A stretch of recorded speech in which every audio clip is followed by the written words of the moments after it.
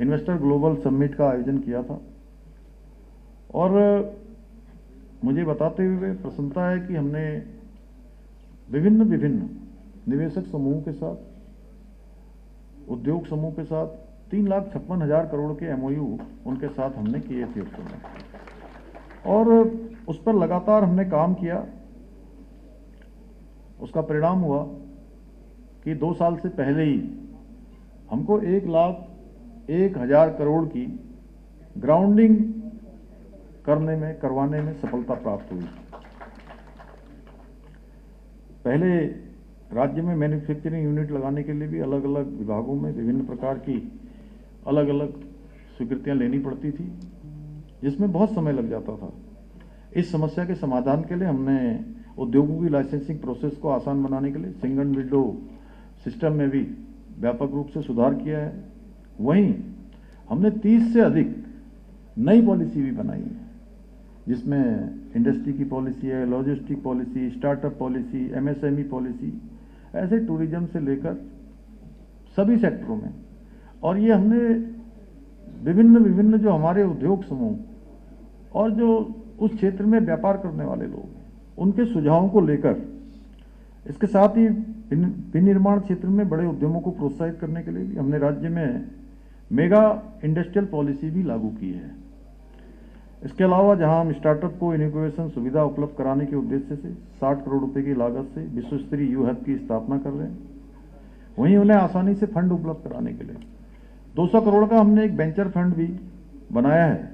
यही नहीं, राज्य में निवेश को प्रोत्साहन करने के लिए यूके स्पाइस नाम से निवेश प्रोत्साहन एजेंसी स्थापित करके निवेशकों को समर्पित निवेश मित्र की भी सुविधा उपलब्ध कराई जा रही है, जो उनके होने वाले कई कार्यों को संपादन में उनका सहयोग करेंगे।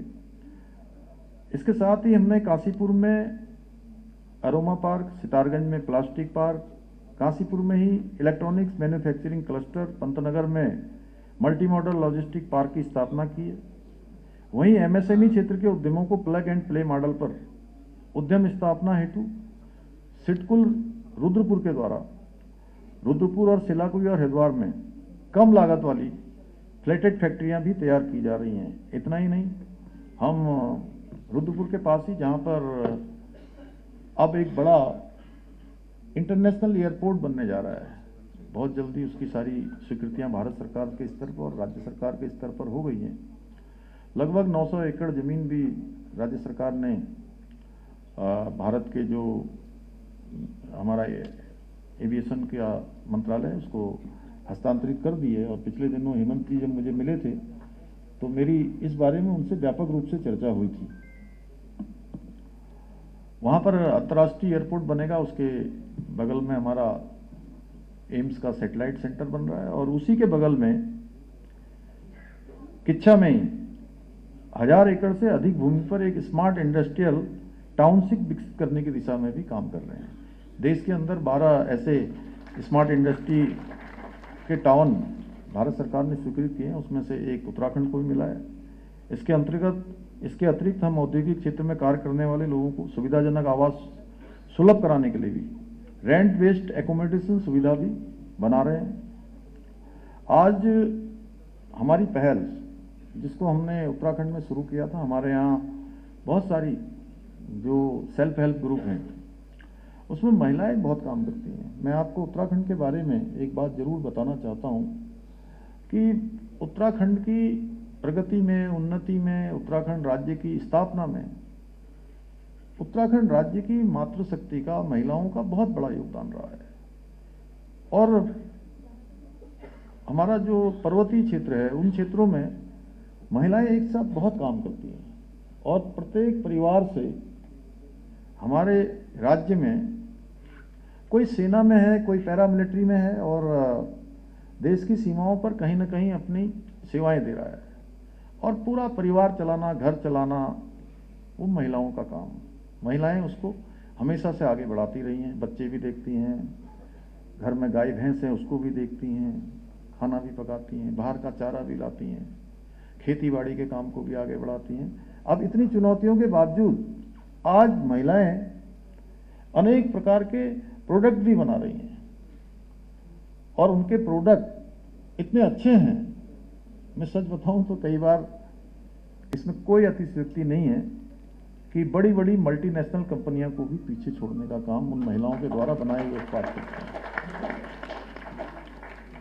इतनी अच्छी पैकेजिंग, इतनी अच्छी उनकी क्वालिटी, बहुत शानदार। और इसीलिए हमारे प्रधानमंत्री जी ने देहरादून में इन्वेस्टर ग्लोबल समिट में ही हमारा एक प्रोडक्ट हाउस ऑफ हिमालयाज ये लॉन्च किया था। हमने उसको शुरुआत की थी और आज उस हाउस ऑफ हिमालय के नीचे एक अम्ब्रेला के नीचे जो बनाए हुए उत्पाद हैं वहाँ के सेल्फ हेल्प ग्रुप के, महिलाओं के, वो एक अम्ब्रेला के नीचे आ गए हैं और उसकी मांग आज देश दुनिया में बहुत तेजी से बढ़ रही है और हमारी बहनों के द्वारा बनाए हुए उत्पाद जगह जगह पहुंच रहे हैं।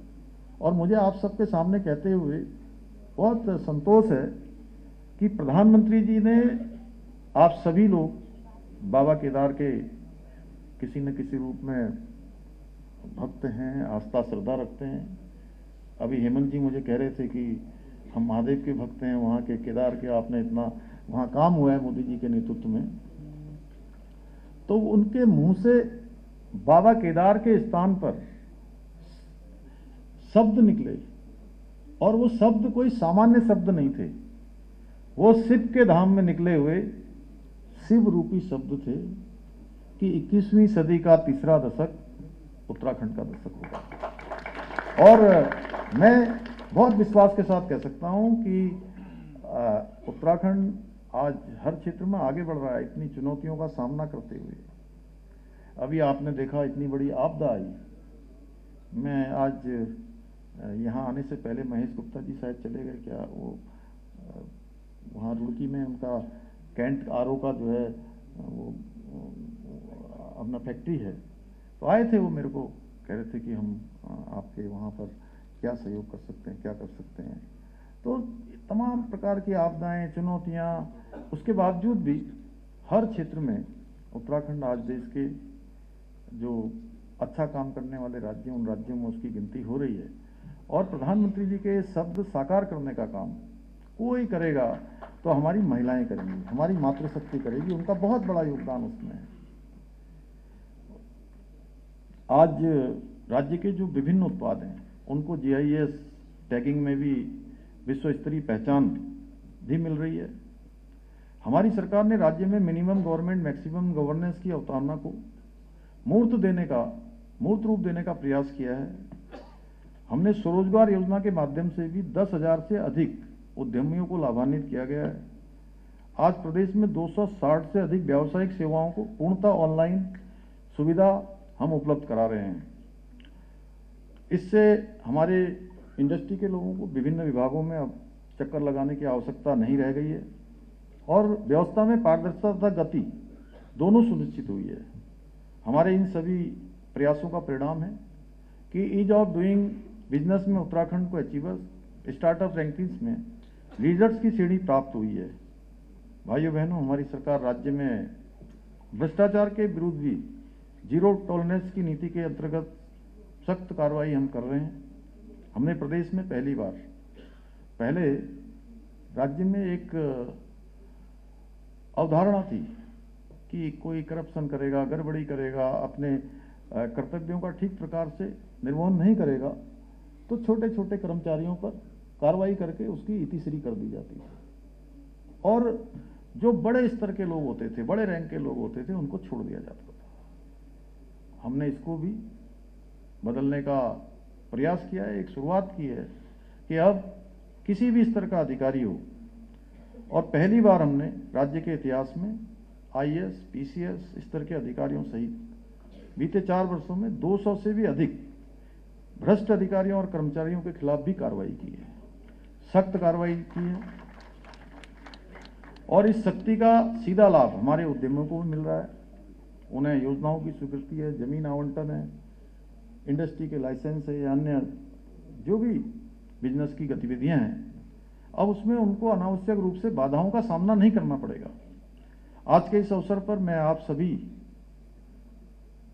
सदस्यों से, सभी इंडस्ट्री के लोगों से, उद्यमी साथियों से कहना चाहता हूं कि आप सब में बहुत बड़ी सामर्थ्य है, बहुत क्षमता है आपके अंदर, बहुत पोटेंशियल है।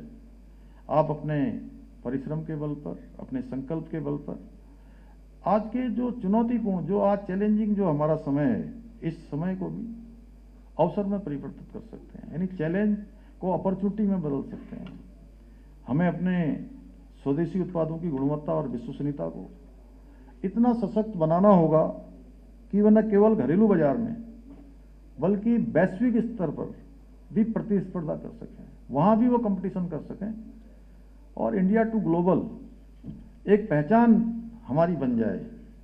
मुझे विश्वास है आप सभी उद्योग बंधु आदरणीय प्रधानमंत्री जी के स्वदेशी अपनाओ देश को मजबूत बनाओ के मंत्र को आत्मसात करते हुए अधिक से अधिक स्वदेशी उत्पादों को भी बढ़ावा देंगे, क्योंकि आज हमारे देश में एक पेन की नींव से लेकर अंतरिक्ष यान तक सब कुछ स्वदेशी रूप से बनने की क्षमता है, बनाने की क्षमता है।